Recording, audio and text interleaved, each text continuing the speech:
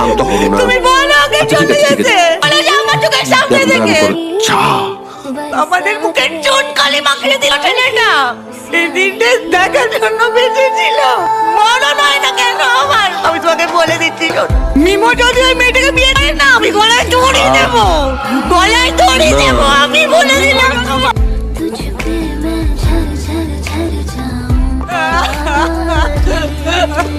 তুমি এখানে কি করছো? আমাদের প্রাইভেট কথাবার্তা হাঁ করে শুনছো? তাতে তোমার কি সেটা আমরা বুঝবো। আমরা বাড়ির লোক, তুমি কেউ না। তুমি এখান থেকে যাও। সব সময় রুনার পায়ে পায়ে ঘোরো কেন তুমি? চলে যাবি, আমায় নিয়ে তোমার ভাবতে হবে না।